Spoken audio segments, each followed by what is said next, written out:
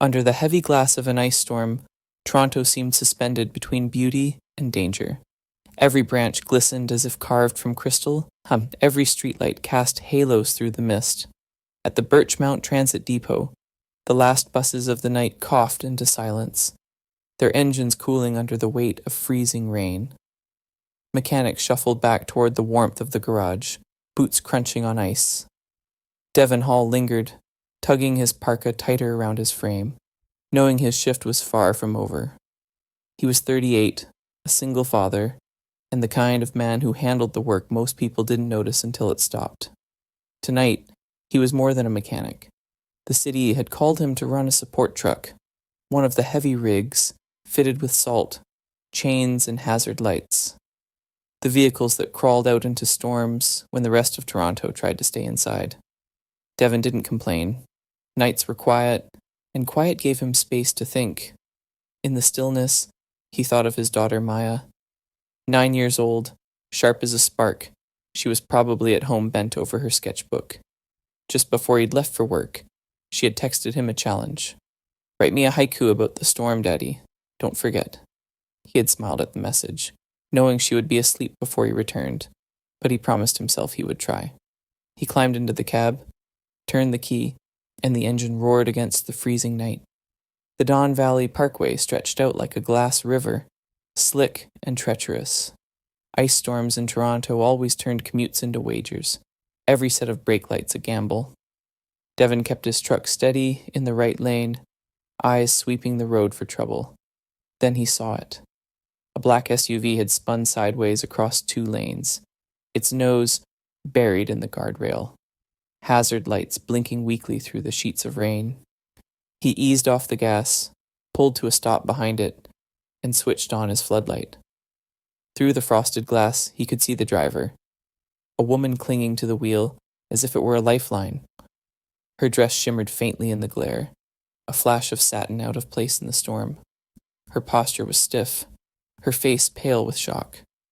Devon stepped down slowly, boots sinking on the icy asphalt, and raised his hands, where she could see them. He knew too well that late at night, under harsh light, appearances could matter more than intent. A tall black man, broad-shouldered from years of depot work, wasn't always the sight people expected when they whispered for help. He tapped gently on the glass. "Ma'am, you okay?" She startled, fumbling for the controls before rolling the window down an inch. Her voice broke, tight with fear and frustration. "The car, it just spun out. I couldn't stop it." Her tone carried the clipped authority of someone used to commanding rooms, not being stranded in one. The faint lilt of Montreal shaped her words. "Engine's fine," Devon told her softly. "Your tires lost the fight. But you're safe now. Let's get you out before another car slides into us." In that moment, 2 worlds collided. She was Elise Tremblay, though he didn't yet know her name, the chief executive of a logistics empire that stretched from Halifax to Vancouver. Her life was measured in boardrooms and balance sheets, not guardrails and broken glass. And he was Devon, grease still ground into the lines of his hands, more comfortable in a depot pit than in polite society. Yet here they were, meeting not as roles, but as people caught in the same storm. He moved with quiet efficiency. An emergency blanket from his cab settled across her shoulders. Hazard cones marked the slick pavement in a triangle of orange light. He spoke calmly to the CAA crew when they arrived, signaling traffic, making space for the tow. The police officer who stopped to check the scene barely glanced at him, but Elise did. She watched him guide the chaos into order, unhurried, unshaken. When he handed her a dented thermos of coffee, she hesitated before accepting. The liquid was lukewarm, the taste bitter, but the heat startled her. "Thank you," she murmured. He nodded. Just part of the job. But it wasn't, and both of them knew it. Most drivers would have kept moving, trusting roadside assistance to handle it. Devon had chosen to stop. He thought of Maya then, curled under blankets with her pencil scattered nearby. He wanted her to grow up in a world where people helped without calculating the return, where stopping mattered as much as arriving. That belief carried him as he worked. And it carried Elise too. though she would not realize it until much later. When the SUV was finally loaded onto the flatbed and the cruiser's lights faded into the distance, silence crept back across the highway.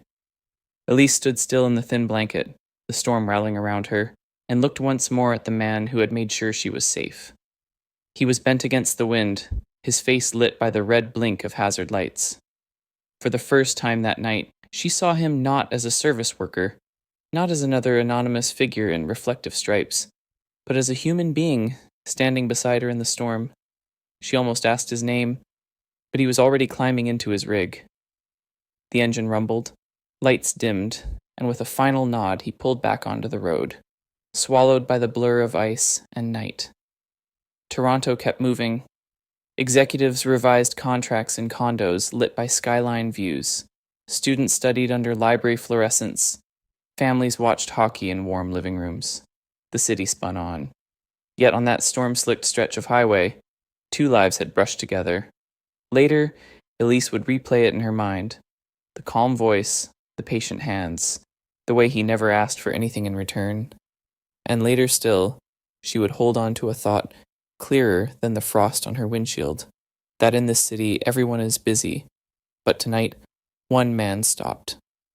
What she could not know was how that single pause would ripple outward, drawing her back toward him, and toward a story neither of them could yet imagine.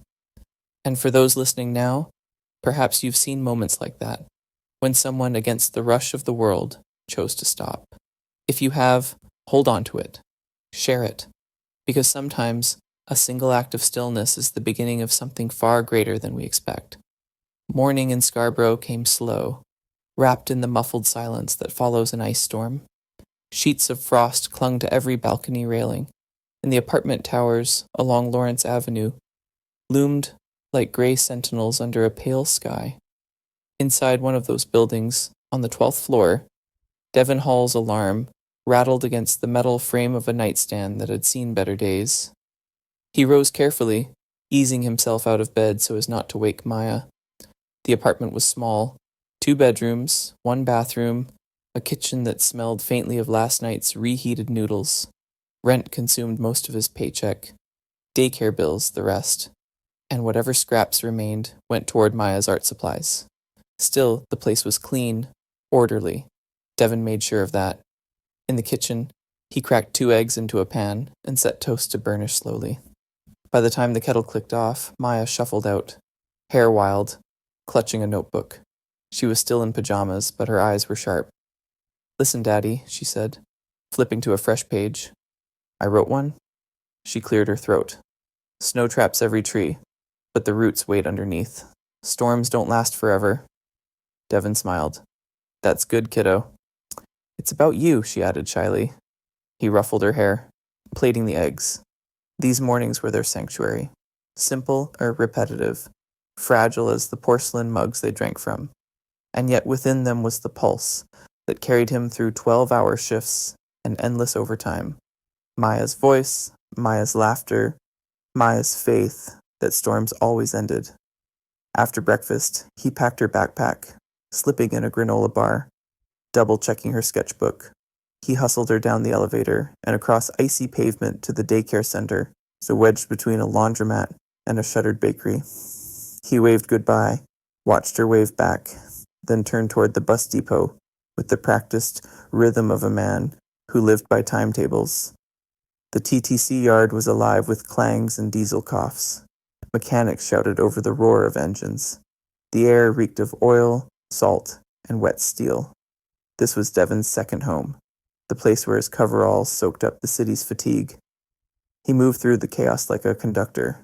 His hands were scarred, his knuckles cracked, but they coaxed stubborn engines back to life, patched cracked joints, adjusted timing belts so old machines would run another day. His colleagues called him the fixer, not just of buses, but of vending machines that ate coins, lockers with broken hinges, radios that fizzled. People brought him problems not because he had time, but because he never turned them away. Yet for all his skill, his presence was barely noted beyond the depot's chain-link fences. He was one of many, the invisible army that kept Toronto moving, while the city barely looked up from its phones. Miles away, In a glass tower overlooking Bay Street, Elise Tremblay lived in another rhythm entirely. Her mornings began with 3 screens lighting up at once: European market reports, a video conference with Montreal investors, and an email chain about delivery delays in Manitoba. Her company, Polar Path Logistics, thrived on precision. It moved food across a country defined by distances and winters. When their refrigerated trucks faltered, supermarket shelves emptied. Now the system strained. A shortage of winter drivers left routes understaffed, accidents spiked with the ice, and shareholders demanded explanations. Elise's coffee cooled as she skimmed numbers that felt more like accusations. One graph in particular gnawed at her: driver turnover climbing steadily over 3 years. Another highlighted missed deliveries in northern Ontario, missed not because of snow alone, but because no one had stayed long enough to learn the routes. She pressed her temples, aware that on paper she was winning, revenue up, efficiency margins intact. Yet every victory came with cracks. The board wanted short-term profit. Communities wanted reliability. Employees wanted more than the bare minimum. And she, caught between Bay Street and North York warehouses, felt the weight of both worlds. At that very hour, Devon was under the hood of a bus, grease staining the cuff of his parka. He worked in rhythm with the hiss of air compressors and the metallic clatter of tools. His phone buzzed once in his pocket. A reminder from the school. Maya's art class payment was overdue. He sighed, knowing he'd cover it somehow. Extra shifts, fewer groceries, something. That was the math of single parenthood. Nothing balanced, but everything kept moving. The depot foreman shouted for him to check another bus, and Devon wiped his hands on a rag, moving on. No one noticed the quiet fatigue in his eyes, the way he carried more weight than his frame should.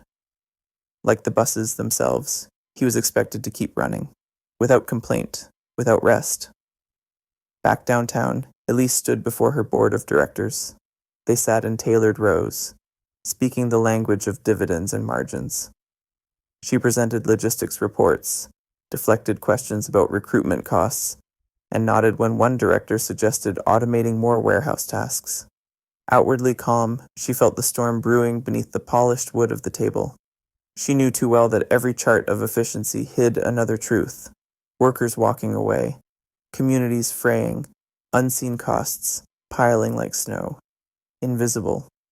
That was the word that threaded through both their lives, though neither spoke it aloud.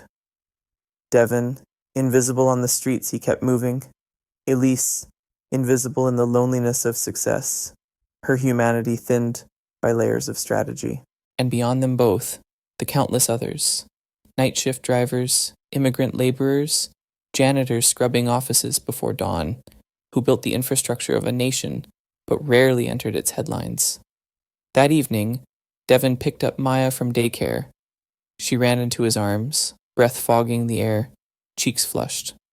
Together they trudged home past the discount grocer, past apartment blocks humming with televisions.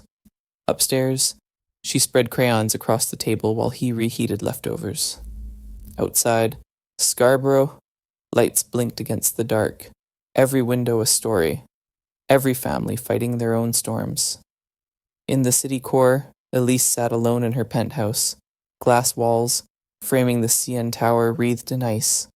The skyline glittered, but her reflection in the window looked tired. She lifted a glass of wine, then set it down untouched. Her phone buzzed with another shareholder demand. She closed her eyes, remembering the highway 2 nights before. The blanket over her shoulders, the thermos of coffee, the man whose name she never asked. For a moment, the noise of Bay Street faded. What stayed was the image of hands cracked with labor, offering steadiness without condition.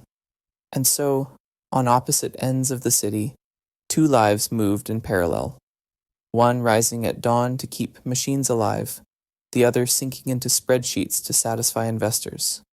Both bound by a web of systems that depended on their endurance, yet erased their presence.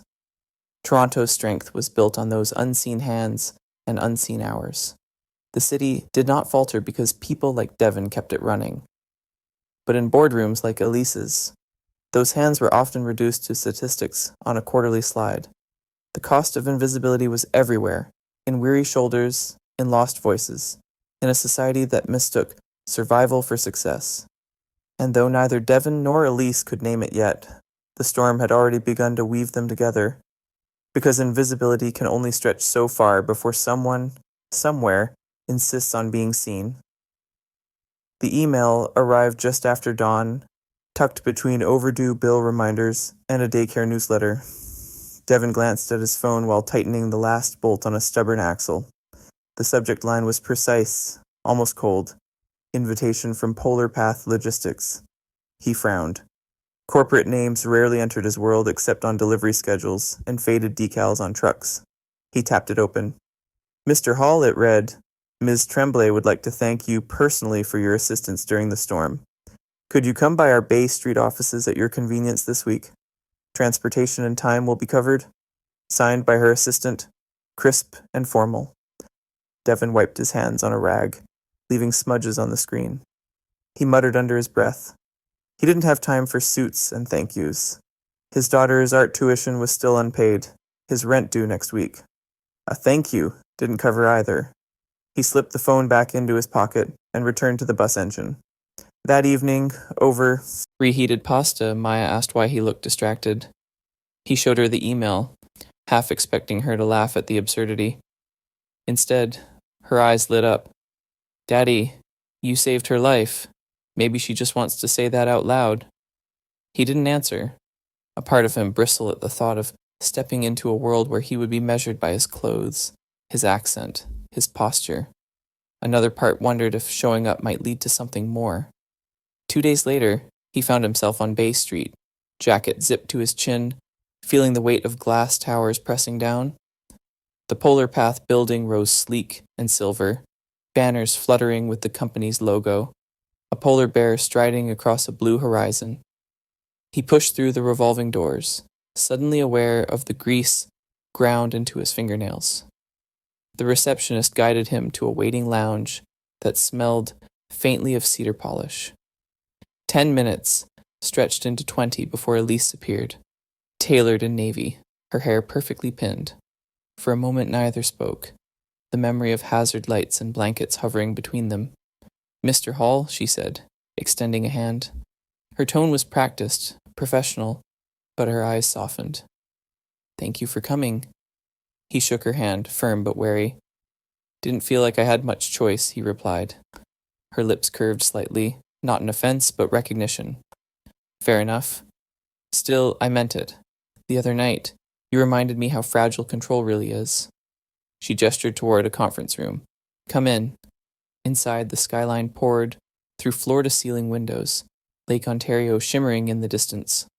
Devon sat stiffly across the table, boots squeaking against polished wood. I wanted to hear your perspective, Elise began. You work on the ground, you see things I don't. Tell me, what do we miss? He studied her carefully. Something in her voice was genuine, stripped of the corporate gloss. He leaned back. You've got an army of invisible people holding this company up. Drivers working 16 hours in storms, mechanics patching trucks that should have been replaced years ago, families juggling shifts so kids aren't alone. They don't show up in your board reports, but they're the reason Polar Path still delivers. The words hung heavy in the air. Elise looked out at the skyline, then back at him. Invisible, she repeated, quietly, as if testing the weight of it. He continued, slower now. Thing is, when people feel unseen long enough, they stop staying, they walk away, and then no amount of profit graphs will keep your wheels turning. She tapped a pen against the table, considering. So what do you suggest? Devon almost laughed. He hadn't come to propose solutions. He came expecting a polite thank you, and maybe a photo for a newsletter. But now she was asking, and he realized he had plenty to say. Start by listening, not just to your executives, to the night crews, the warehouse staff, the drivers. They'll tell you what's breaking, and if you're serious, put money back where it matters. Community centers, training programs, places that give people's families a reason to believe this job is more than exhaustion. Elise leaned forward. You're suggesting I create a role? Someone who bridges what I hear up here and what's lived down there. Devon raised an eyebrow. Roles come with titles. Titles without power don't change anything. Her gaze didn't waver. Then not symbolic. Practical. I want you, Mr. Hall, to help us design it. Community and inclusion liaison. Part-time to start. Your voice, your experience. You tell me what I can't see. The room fell quiet. Devon stared at the polished table, then at her face. The idea felt impossible. He was a mechanic, a driver, a father scraping by. What business did he have in a Bay Street office? Yet the way she said it, steady and deliberate, carried no mockery. Why me? He asked finally. Because you didn't walk past, she replied, and because I don't need another strategist. I need someone who's lived what our employees live. Devon exhaled, shaking his head slightly. If I do this, it can't be just a gesture. I won't be your poster. It has to lead to something real. Investment, change, action. Otherwise, I'm out before it begins. For the first time, Elise smiled without restraint. Then we understand each other. Outside, traffic streamed like veins of light through the city. Inside, an unlikely agreement was forming across the polished divide of a conference table. Neither spoke of destiny or transformation, yet both knew, in some quiet corner of themselves, that this conversation was the true beginning, the moment invisibility met recognition, and the storm's echo began to shift into something larger. The first week of Devon's trial role began not with boardrooms or press releases, but with the heavy breath of diesel engines in the early hours of North York. Elise insisted he should see the ground first, not the polished glass of Bay Street, and so he did, walking through warehouses where the floor was always damp, where the cold bit through gloves, where voices carried in a dozen accents.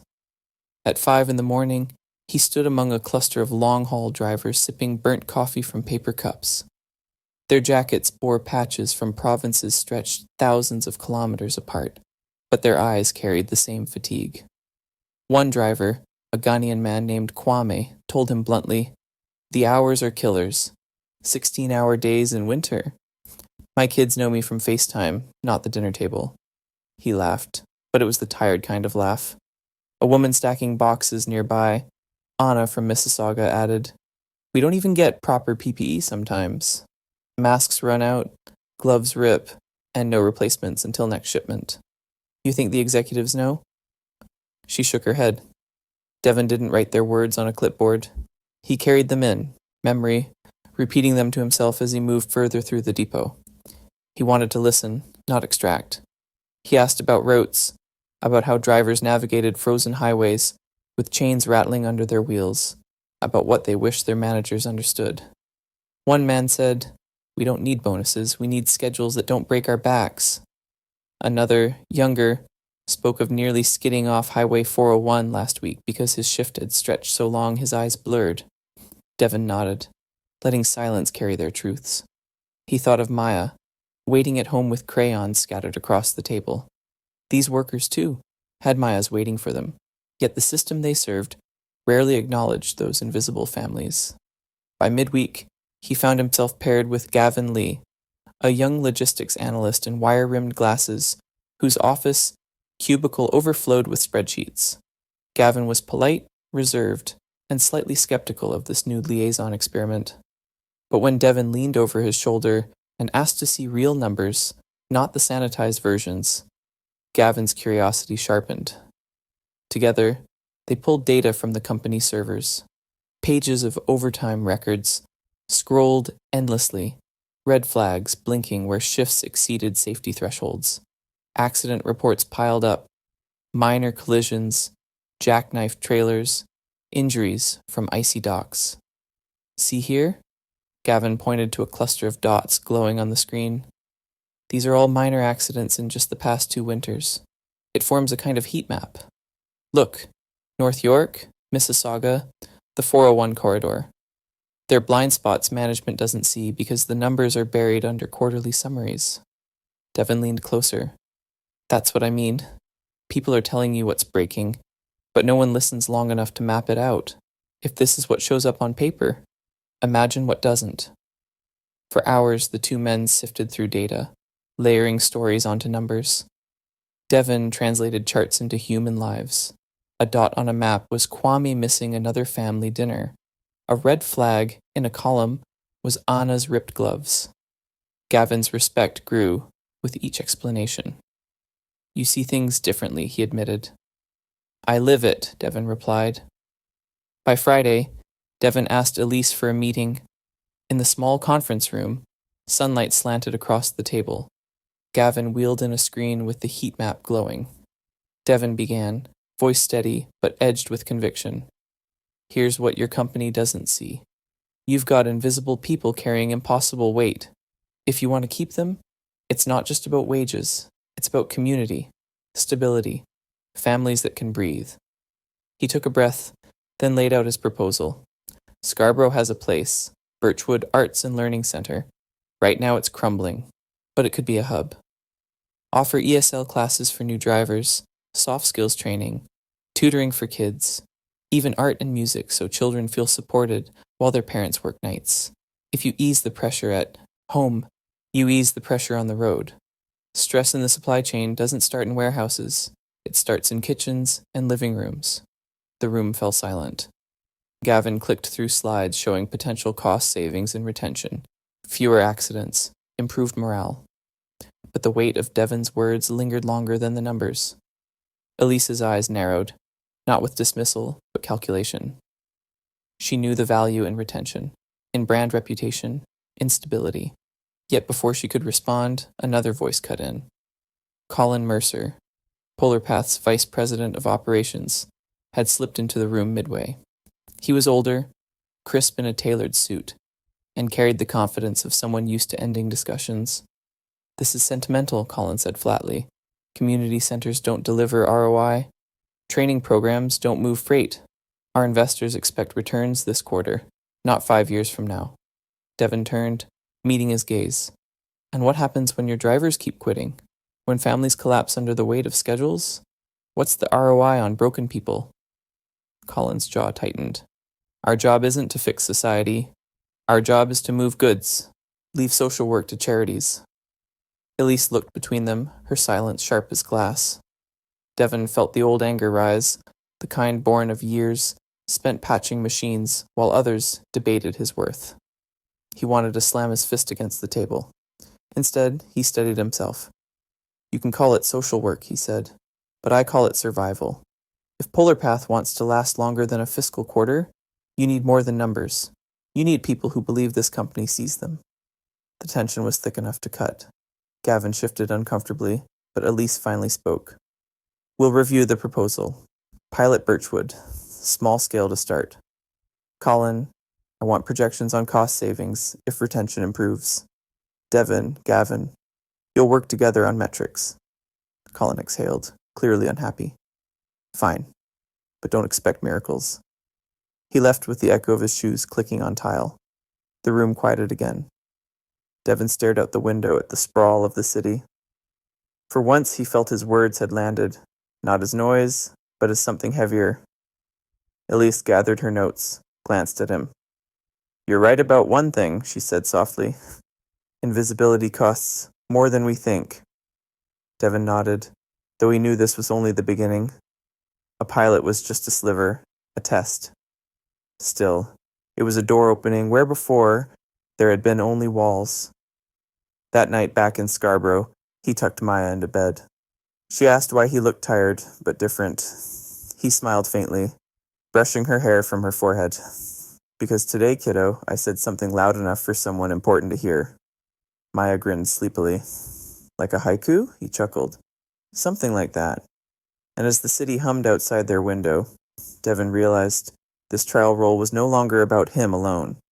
It was about voices without microphones, about making silence visible, and about whether a single man could turn listening into change. The Birchwood Arts and Learning Center stood at the edge of Scarborough Bluffs like a tired witness to time. Once, decades ago, it had been the beating heart of a neighborhood, a place where kids took piano lessons, where parents held community potlucks, where stories flowed as easily as music. Now its brickwork sagged, windows rattled against winter wind, and the gymnasium smelled faintly of mildew. Snow piled against the steps, unshoveled, as if even the weather had given up on it. When Devon first stepped inside with Elise and Gavin trailing behind, they were met by a tall woman in a worn parka, her smile as broad as her arms. "I'm Asha Okoye," she said warmly, shaking Devon's hand. "Director, janitor, fundraiser, you name it. Welcome to Birchwood." Her team of volunteers moved in the background, stacking donated chairs, patching leaks with tape, keeping the lights flickering when the bills were overdue. Asha walked them through the center, her voice steady, though every sentence revealed strain.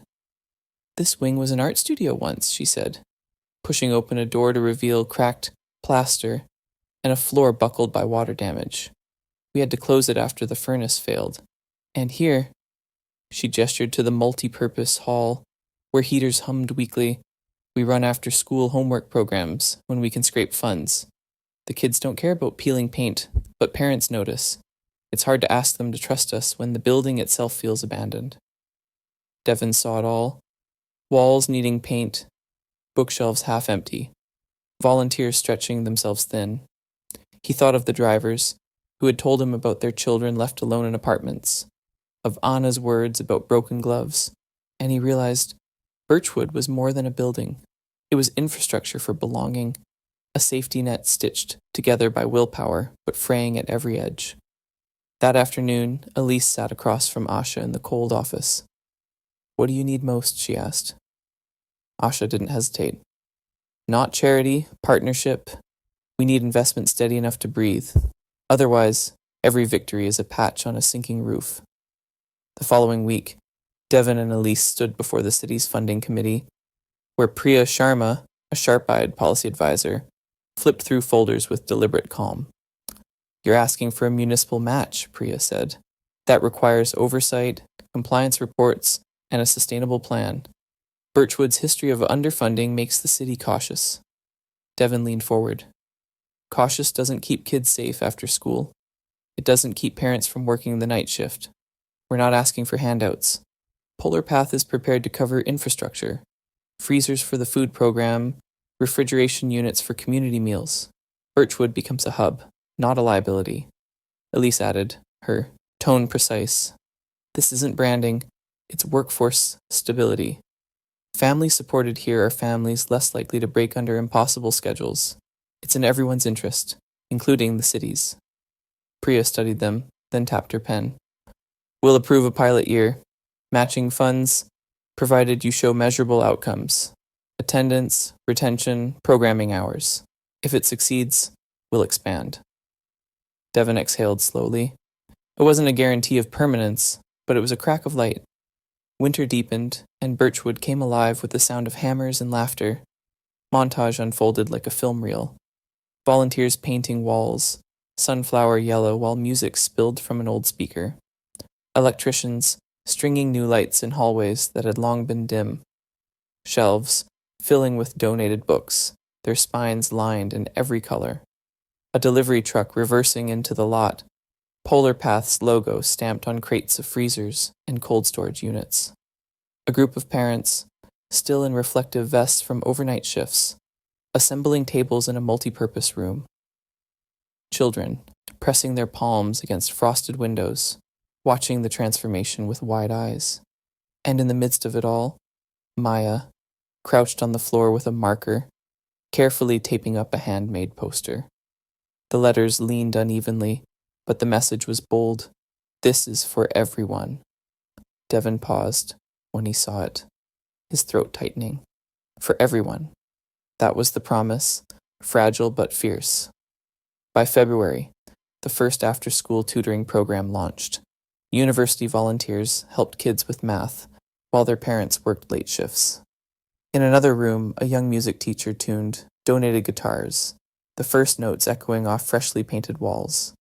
A converted storage closet became a multi-purpose space where parents could gather, share coffee, or rest between shifts. Asha walked the halls, tears glinting in her eyes. For years, we survived. Now it feels like we're living again. Devon sat with her one evening after volunteers had left. You carried this on your back too long, she smiled wearily. Communities survive on stubbornness, but stubbornness needs allies. You showed up. That's the difference. Back at Polar Path, Colin reviewed reports with a scowl. All this paint and music doesn't move freight, he muttered in a meeting. Devon didn't flinch.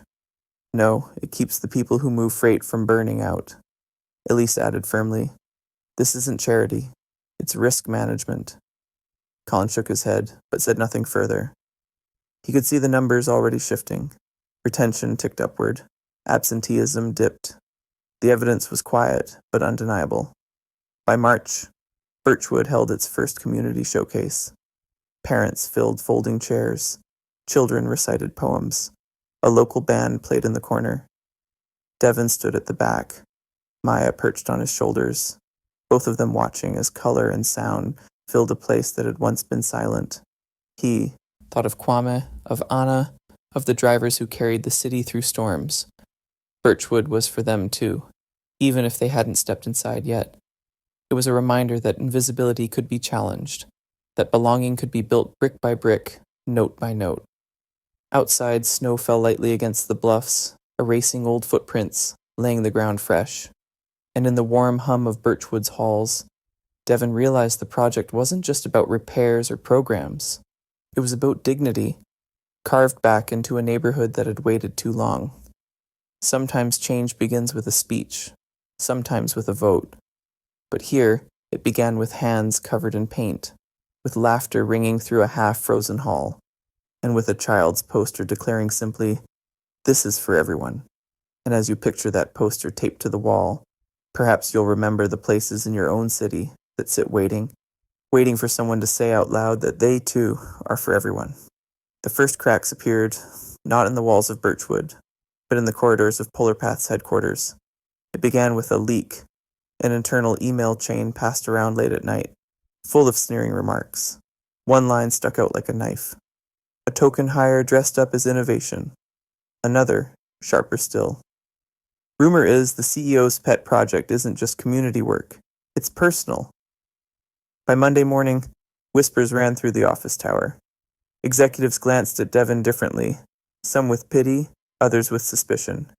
Elise kept her composure, but the tightness in her jaw betrayed fury.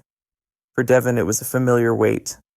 He had lived long enough in a world where his presence could be dismissed as optics, where his worth was measured not by skill, but by stereotypes. Yet it still cut deep to see the same assumptions now printed in black and white.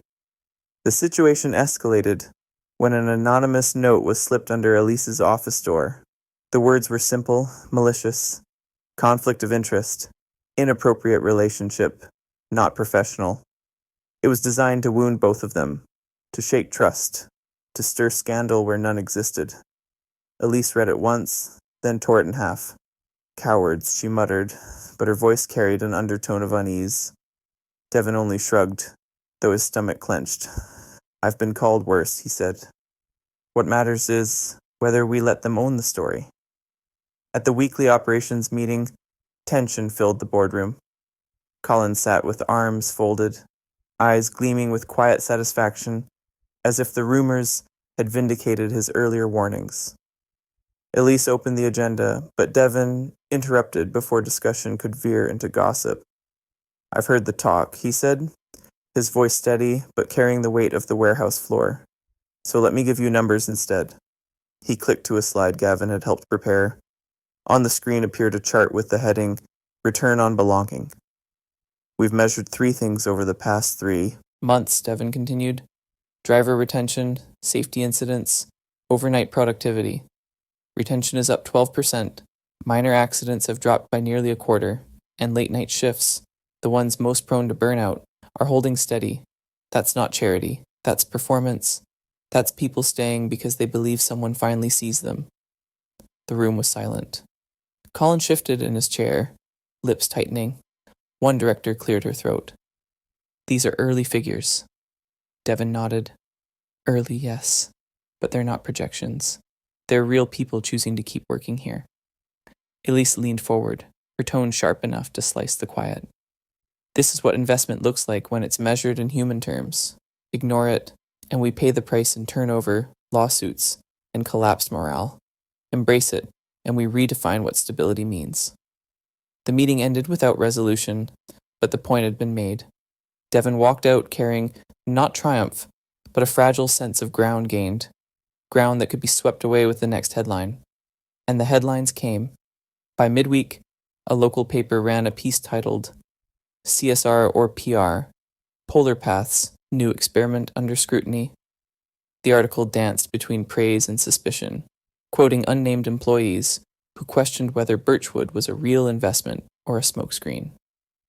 Talk radio hosts pounced on the story. One caller scoffed, "Sounds like window dressing. Companies don't change because a mechanic gives a speech." Another caller, a mother from Scarborough, pushed back. "My kid's at Birchwood every afternoon now. That center kept me from losing my night shift. Call it what you want. Where I stand, it's real." The debate spilled across the city, and for the first time, Devon felt the precariousness of visibility. Silence had once been a shield. Now his name was in print, his work dissected by strangers who had never stood in a freezing depot. Elise suggested a press conference to regain control. Devon shook his head. "I'm not going to stand behind a podium while they throw questions about motives. That just feeds the fire. If we want to answer, we answer where it started, at Birchwood. Not with statements, with stories." 2 weeks later, the gymnasium at Birchwood was packed. Folding chairs lined the scuffed floor, every seat filled with parents, drivers, and staff. Children ran between rows, laughter echoing off walls still faint with fresh paint. At the front, no podium, no microphones, just a circle of chairs. Devon stood off to the side, his arms crossed, heart pounding. Elise sat among the audience, her posture less CEO and more participant.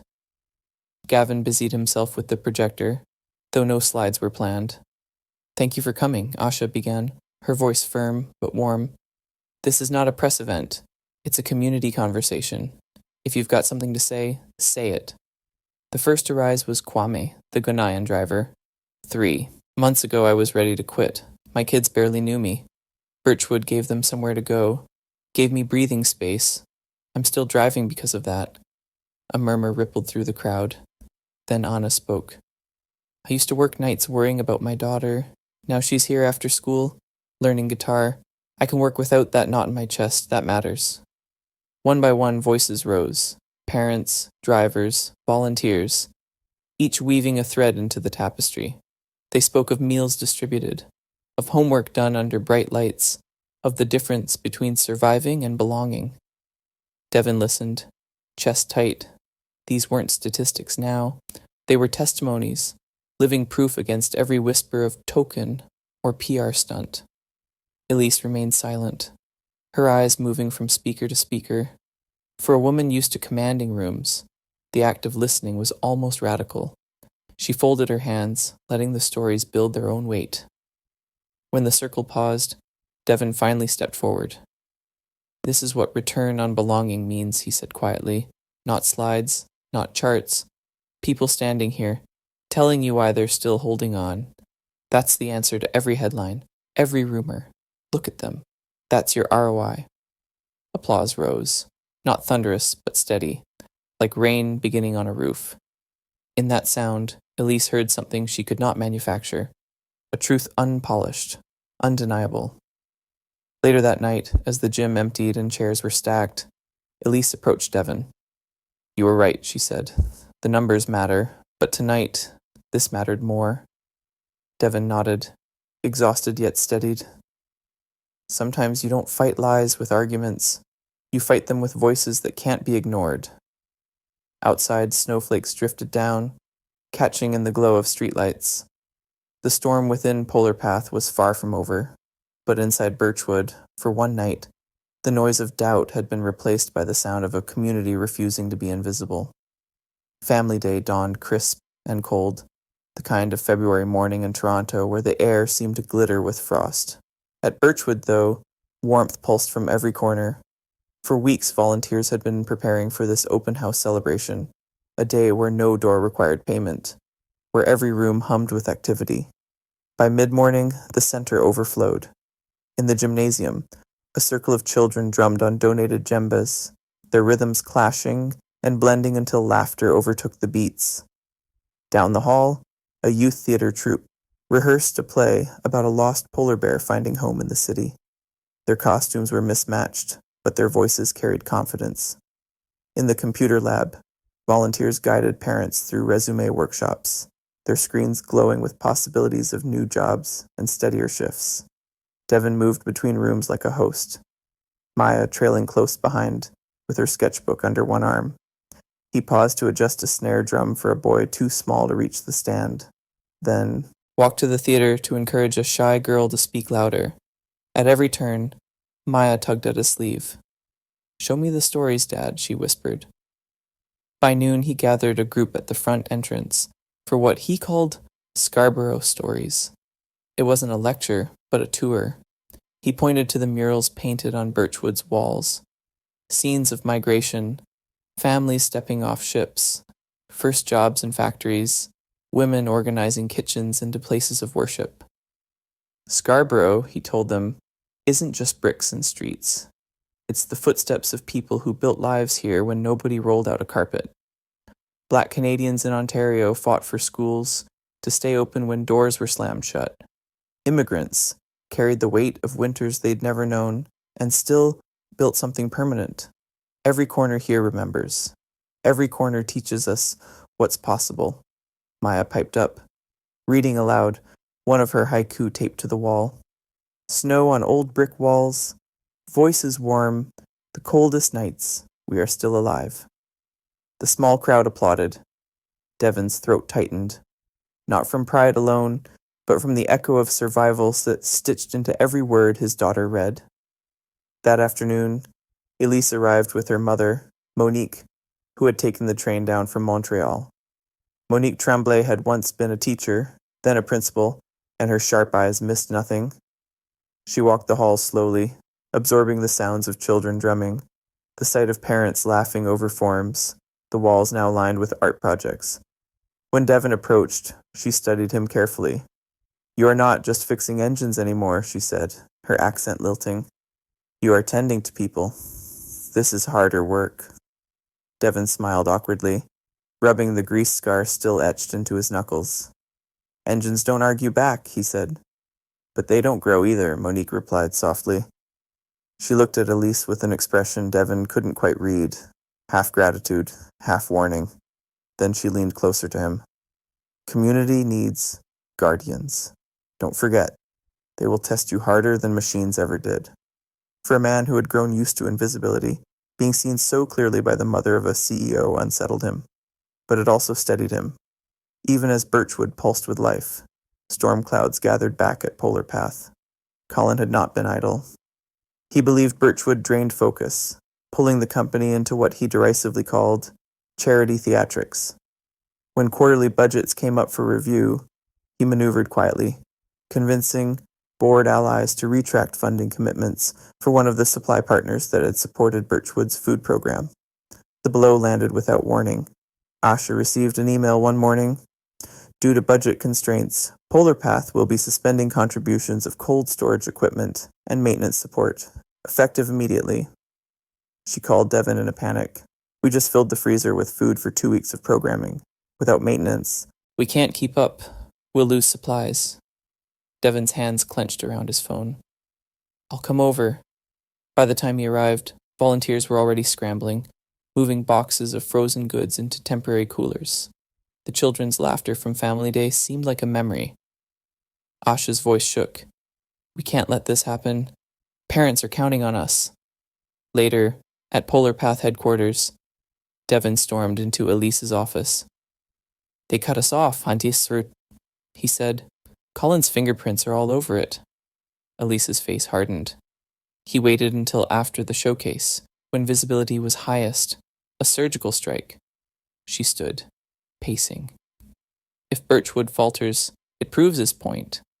Devon felt the weight pressing down, all the paint, the programs, the music.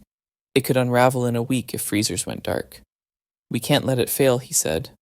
"We won't," Elise replied. But her voice carried strain. The following days unfolded like a cinematic duel, between vision and sabotage. Devon spent evenings hauling supplies with Gavin, who quietly bent data rules to show the board how many families depended on Birchwood. Maya tagged along after school, stacking cans and taping new signs. "We can't quit now," she told him, echoing words he himself had said to her months earlier. Elise made calls late into the night, reaching out to alternate suppliers, leaning on contacts in city government. Monique, watching from the sidelines, quietly offered her network of retired educators to keep tutoring programs alive, even if budgets froze. But Colin's shadow lingered. He rallied skeptics in meetings, whispering about mission drift and unmeasured risks. In one tense exchange, he pointed at Devon across the board table. "He's not trained for this. He's a driver turned activist. That's not strategy, it's sentiment." Devon held his gaze, not rising to the bait. Instead, he answered with numbers, stories, testimonies from the town hall. "Call it sentiment if you want," he said, voice calm. "But it's also the reason your trucks are still staffed. Without belonging, you're moving freight with ghosts." Some directors shifted uncomfortably. Even Colin couldn't dismiss the retention data, but the damage was done. The freeze on funding would hold until the next quarter, leaving Birchwood scrambling. Despite the crisis, Family Day ended with unexpected resonance. At the final drum circle, Devon sat beside Maya, tapping a rhythm that spread through the gym until every hand joined. Elise and her mother stood at the edge listening. Monique leaned toward her daughter. "He is not decoration," she murmured. "He is the kind of man who turns noise into music. Do not waste that." Elise didn't answer, but her eyes lingered on Devon longer than they ever had before. That night, as snow drifted across Scarborough streets, Devon carried Maya home, her head heavy on his shoulder. He thought about Birchwood's fragile freezers, about Colin's cold precision, about Monique's words. The path ahead was unclear, but he also thought about the beat of those drums, the sound of voices rising together.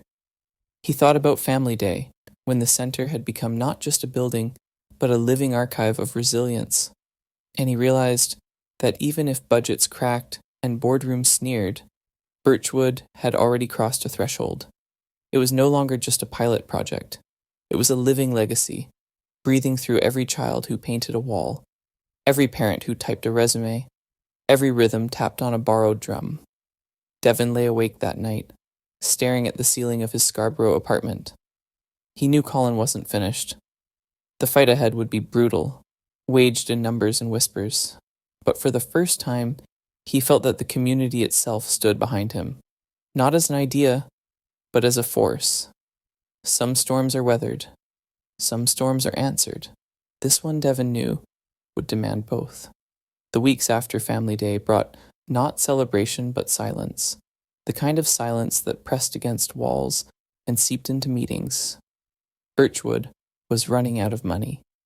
Heating bills soared through the tail end of winter, while supplies dwindled faster than volunteers could replenish them.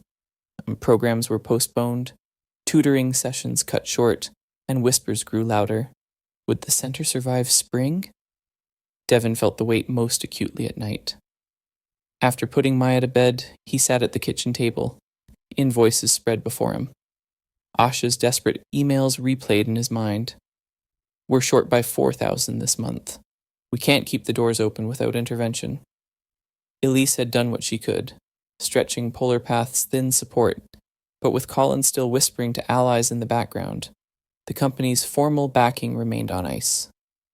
Brearist considered giving up more than once. It would have been easier to return to the depot, to blend back into the anonymous rhythm of fixing buses and running shifts. But each time he thought of quitting, he saw Maya's haiku taped to Birchwood's wall. This is for everyone.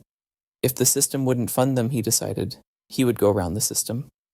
He started with Scarborough's credit unions, knocking on doors, and making his case in offices that smelled faintly of paper and coffee. "We don't need million-dollar donors," he told them. "We need neighbors willing to keep lights on." He walked into small businesses, bakeries, auto shops, convenience stores, pitching a simple idea: micro-patrons.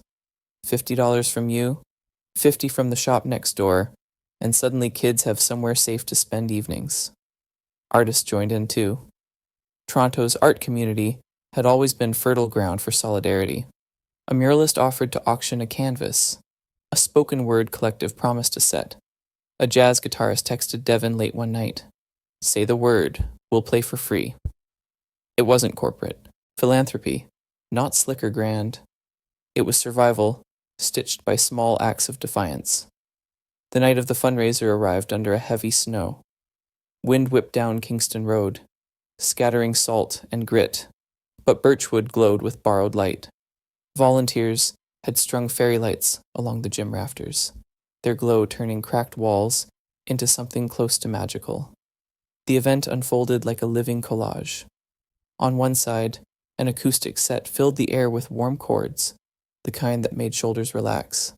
On another, children's artwork lined the walls, crayon sketches of buses, snowstorms, and families holding hands. Between acts, a spoken word troupe from downtown unleashed verses about survival, dignity, and the invisible workers who carried cities through storms. Devon hovered at the back, overwhelmed. He hadn't expected this many people. The chairs were filled with parents, drivers, volunteers, and strangers who had heard whispers and showed up anyway. Snow clung to their coats, but they stayed, stamping warmth back into their bodies with each performance. Then came Maya. She climbed onto the stage with her sketchbook, hands trembling, eyes wide under the lights. Devon's chest tightened, his instinct to rush forward, but she raised a hand as if to say, "I've got this." Her voice was small but steady. Ice melts. Hearts don't freeze. Children grow where warmth is kept. Hope walks through our doors. Silence hung, thick and reverent, before applause cracked like thunder. Devon's eyes blurred as he clapped, the sound swallowed by the roar of the crowd. In that moment, he understood that Birchwood was no longer just a place. It was a vessel for memory, a promise handed to the next generation. At the edge of the crowd, Elise watched intently, her expression unreadable. But beside her sat Priya Sharma, the city policy advisor, holding a small folder. When the applause softened, she stepped onto the stage. "I came tonight as an observer," Priya began, adjusting the microphone. "But after hearing your stories, seeing this community stand for itself, I cannot leave as one. I am here on behalf of the City of Toronto to announce a 2-year co-funding commitment for Birchwood." Gasps filled the hall. Priya raised the folder. "The data we received, the reduction in accidents, the retention numbers, the attendance here tonight, told us this isn't charity, it's infrastructure. And infrastructure deserves investment." The crowd erupted. Asha covered her face with her hands. Devon stood frozen, heart pounding against his ribs, as Priya turned toward him. "Mr. Johnson, your work proved what reports alone could not. The city stands with you." The night might have ended there, triumphant, but Elises stepped forward. Her voice cut clean through the din. "And Polar Path does too," she said. "Tonight, I commit not just as CEO, but as a partner. Birchwood will have long-term support from this company. And for those who doubt its value, know this. There is no place for leadership that undermines our future." Her eyes flicked toward Colin, who stood near the back, face pale. She didn't raise her voice. She didn't need to. "Effective next quarter," she announced, "Mr. Mercer will be taking early retirement. Our future requires conviction, not sabotage." The hall stilled for a moment, then erupted again, not only in applause but in laughter, relief, release. The battle that had gnawed at Birchwood for months suddenly cracked open. Devon caught Elise's eye. For once, her sharpness softened. There was no triumph in her face, only resolve. Later that night, as the fundraiser emptied and snow piled deeper outside, Devon walked Maya home. She clutched his hand tightly, her cheeks flushed with the pride of performance. "You did it, Dad," she whispered. He shook his head. "No, we did. You, me, everyone in that room." At their apartment door, Maya taped her haiku on the fridge, covering an old overdue bill. "So we don't forget," she said.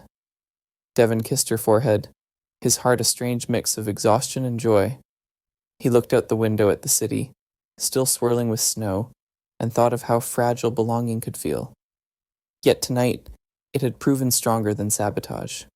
Birchwood's future wasn't secure forever, but it was no longer gasping. It was breathing. And for the first time since this began, Devon felt the story was no longer his alone.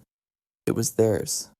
In Toronto, storms came often, but that night, inside a small center by the bluffs, a storm had been answered, with voices, with music, with a promise that even in the coldest city nights, warmth could be built together. Canada Day arrived, with the kind of brightness Toronto rarely allowed itself in midsummer. The sky was a piercing, cloudless blue, and the air smelled faintly of grilled food and lake wind. Normally, crowds would have flowed downtown toward Nathan Phillips Square or clustered by the harbor front, but this year, something quieter, stranger, and more radical was happening farther east, on the lip of the Scarborough Bluffs.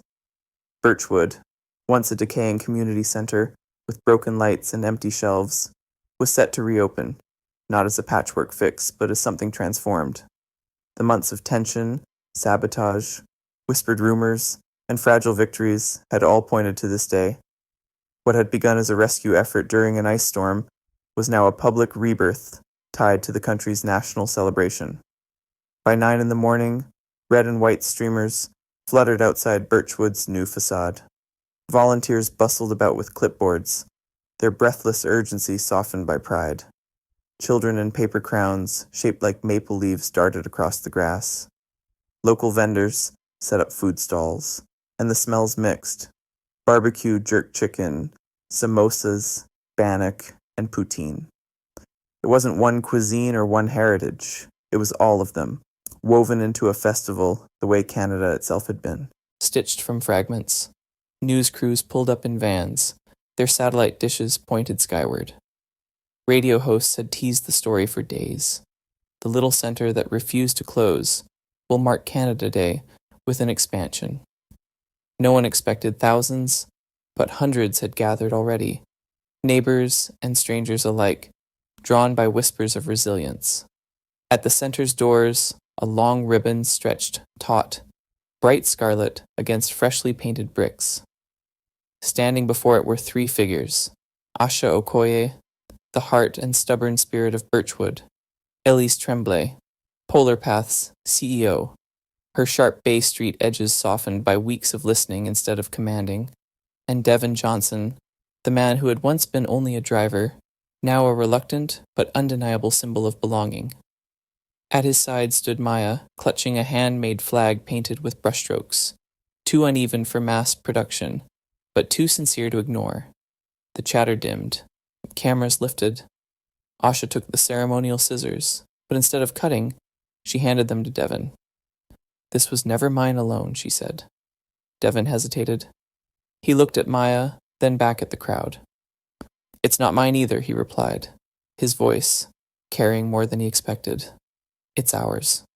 He guided Maya's small hands around the scissor handles, his larger ones steadying hers. Together, they cut. The ribbon snapped with a sound almost too soft for the moment, but the cheer that followed drowned it out. Clapping rolled across the lawn like thunder. The doors swung open, and people surged forward into a building reborn. Inside, Birchwood had been transformed. The cracked walls had been patched and painted, the flickering bulbs replaced with warm overhead lights. The corridors no longer smelled of mildew, but of polished wood and faint stew drifting from the new community kitchen. The first stop for many was the Skills for Shift Workers wing. Rows of new computers glowed on desks, and a corkboard displayed upcoming workshops, English classes for newcomers, resume help, digital literacy, time management for irregular shifts. Employers had quietly signed on to recruit directly from Birchwood graduates, seeing in the numbers what Devon had always seen in faces: untapped resilience. Farther down, parents stopped in front of the children's art gallery.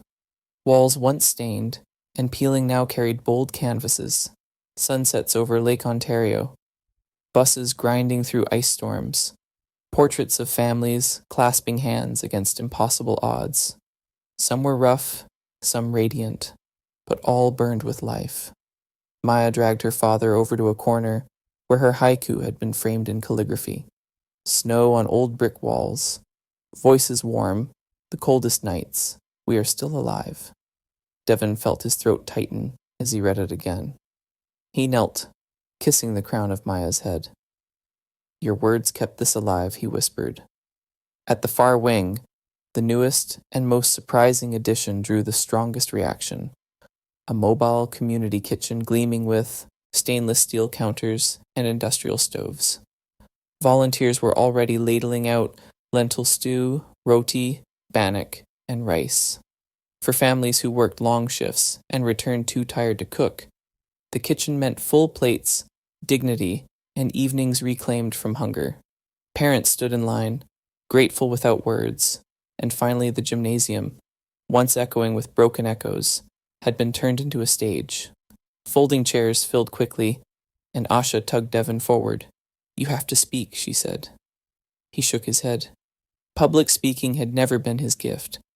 But as the crowd hushed, waiting, he realized silence would be worse. He stepped up, the microphone crackling faintly. I used to think fixing things was easy, he began. His voice wavered, then steadied. A wrench, a bolt, a steady hand. That was enough. But cities aren't engines. You can't tighten one part and expect the whole to run. What we've done here, this isn't repairing a roof. It's repairing the way we look after each other. It's proof that no one has to be invisible unless we let them be. Every shift worker, every parent balancing night shifts, every child looking for a place to laugh, they belong in the story of Toronto. The applause rose, not polite but fierce, raw, echoing off the rafters. Maya smiled from the front row, mouthing the word belonging. Devon paused, then added what had been carved into him since that night on the frozen highway. We didn't fix a building. We fixed the way we care. When he stepped down, Elise replaced him. Her heels clicked softly against the stage, but her voice carried. When I first came here, she began, I believed leadership was measured in numbers and quarterly returns. I thought efficiency was enough. I was wrong. She let the admission hang, her eyes fixed not on executives, but on families in folding chairs. I overlooked the truth in front of me, the invisible workers, the families stretched thin, the communities holding each other up without applause. A hush settled. Few CEOs admitted fault, fewer still in public. So tonight, she continued, I make this commitment. Birchwood will not stand alone. Polar Path will replicate this model across the country. Winnipeg, Halifax, Calgary, community hubs, designed not as decoration, but as infrastructure. Spaces measured not only in profits, but in people. The crowd gasped, then erupted. Someone shouted, About time, and laughter rippled through the gym. Elise smiled faintly. Her poise cracked just enough to show humanity. Behind her, Monique Tremblay watched, pride tempered by caution. She had raised her daughter to fight for excellence. She was relieved to see Elise learning at last that excellence was hollow without community.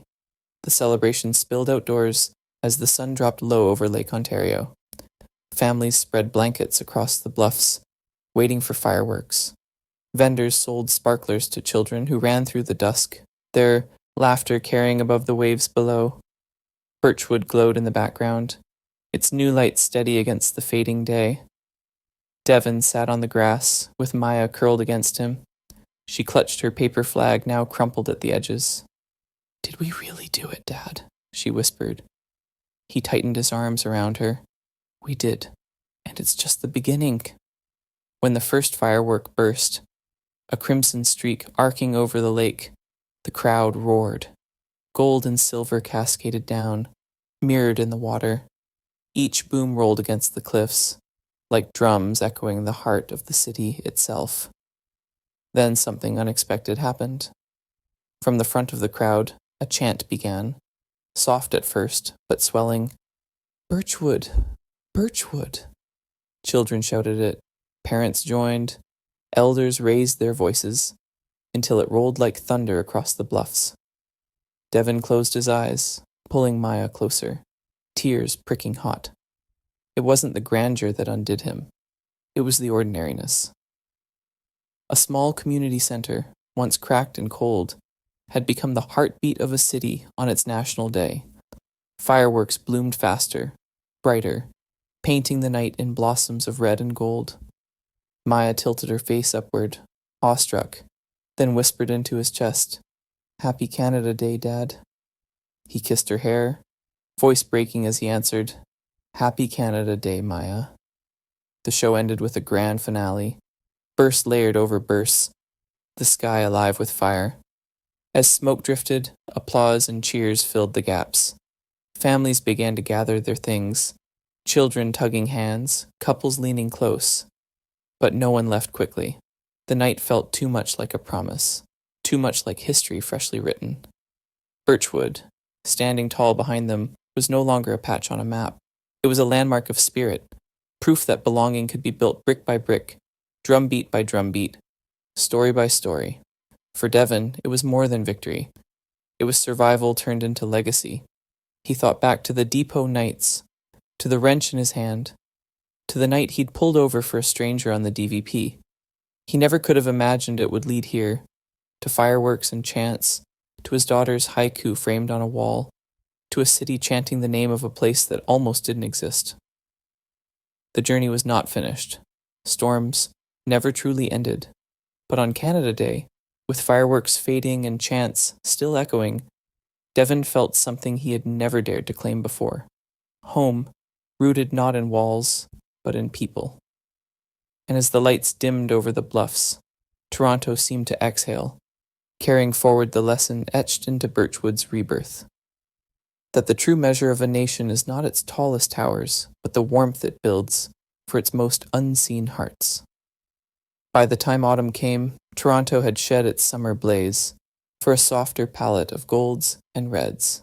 The air turned crisp, mornings carried the smell of damp leaves, and at Birchwood, the noise of construction and ceremony gave way to a steadier rhythm. Programs running, families returning, routines taking root. For the first time in years, the center was not fighting for survival. It was alive, breathing as naturally as the city around it. In October, the first formal report landed on Elise's desk, embossed with a phrase that had once been just Devon's improvised defense in a hostile boardroom: return on belonging. The numbers were stark, steady, undeniable. Night shift turnover was down by 18 to 25%. Minor accidents across winter transport routes had dropped measurably. Drivers reported higher consistency on the most dangerous corridors, where ice storms used to leave gaps in service. It wasn't sentiment anymore. It was data, cold enough for the skeptics, warm enough for those who had lived its truth. At a press briefing, Elise held up the report without theatrics. "These results," she said, "prove that what started at Birchwood is not an anomaly. It is a model. When you invest in people, people invest back." For once, even the hardest business journalists had little to contest. For Devon, the report was less about headlines and more about transition. He had resisted titles for months, preferring the comfort of work boots and hands that smelled of grease. But Elise pressed, and so did Asha, and eventually, the community itself made the decision for him. By late fall, Devon Johnson was appointed Polar Path's first director of community integration. The office was modest, tucked not inside Bay Street's tower, but across the street from Birchwood. Through his small window, he could see children spilling out of after-school classes, parents waiting with coats bundled tight, the lights of the mobile kitchen flickering on at dusk. He liked it that way. His authority didn't feel abstract. It felt grounded, visible, measured not in square footage of office space, but in footsteps outside his door. The plaque on his desk bore his name, but he rarely looked at it. More often, his eyes wandered to the framed drawing taped beside his computer, Maya's City of Us. It had been her gift to Birchwood, unveiled one Saturday morning when volunteers gathered to repaint the front lobby. The canvas was larger than her arms could hold, bright with uneven strokes, a cityscape where every building leaned together like neighbors in conversation. Above the skyline floated dozens of small figures, families, drivers, children, none larger than the other, all linked by bridges of color. Across the top, she had scrawled in block letters, City of A. When Asha saw it, she paused, her hands streaked with paint. Children are the future, she murmured, smiling softly. But parents, fathers, mothers are the bridges. Without them, the future doesn't reach the ground. The canvas was hung in Birchwood's lobby, right by the entrance. People stopped to study it each day, some chuckling at the messy proportions, others quietly touched. For Devon, it was more than art. It was a manifesto distilled into brushstrokes. As leaves thickened on sidewalks, Devon's days found a new rhythm. Mornings began not with frantic depot calls, but with something quieter. He walked Maya to school, her backpack bouncing, her chatter about math tests and art projects filling the cool air. They stopped at the Tim Hortons on Kingston Road, where she insisted on a chocolate-dipped donut and a small hot chocolate with extra whip. He ordered a double-double, the taste more comforting than caffeine. The staff there knew them by now, smiling as if they too were part of this widening circle. Then he headed to his office, where emails, policy drafts, and meetings waited. It wasn't glamorous, and it wasn't easy. Bureaucracy resisted. Some managers still muttered about soft costs, but Devon had learned patience. He understood now that legacy wasn't built in a speech or a ribbon cutting. It was built in slow, ordinary repetition. Reports filed, programs funded, a driver choosing to stay one more season because someone cared enough to ask why he wanted to leave. On the hardest days, Devon would step outside, cross the street, and slip into Birchwood. He'd linger at the art gallery, where Maya's haiku still hung, or he'd sit at the back of the multipurpose room, listening to ESL students practicing halting sentences that grew more confident each week. The noise of belonging was different from the noise of vengeance, but it hummed with the same steady beat. One late afternoon in November, as the sky dimmed early and the air smelled of wood smoke, Devon stood outside Birchwood with Maya. She had just finished her art class and tugged his sleeve, pointing to her painting in the lobby. "Do you think people will still look at it in 10 years?" she asked.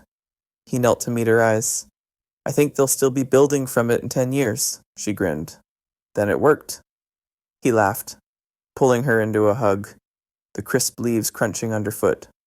Behind them, Birchwood's windows glowed, a warm beacon in the cooling dusk. The story had begun on a frozen night with a stalled SUV, a driver, and a decision to stop when everyone else kept going. It had grown through storms, sabotage, whispers, and firework finales. And now, in the ordinary pulse of autumn, children rushing home, fathers buying coffee, leaves drifting down like red confetti. It settled into something deeper than spectacle. Devon no longer thought of himself as invisible. He thought of himself as part of something stitched, fragile but enduring, a community learning to hold itself, a company reshaped by listening, a daughter who painted bridges between buildings and called it home. On one particularly sharp morning, as he and Maya left Tim Hortons, he looked up. Leaves fell in swirls, red and gold, across the quiet Scarborough Street. He squeezed his daughter's hand and felt, for once, no distance between who he had been and who he was becoming. It wasn't fireworks this time.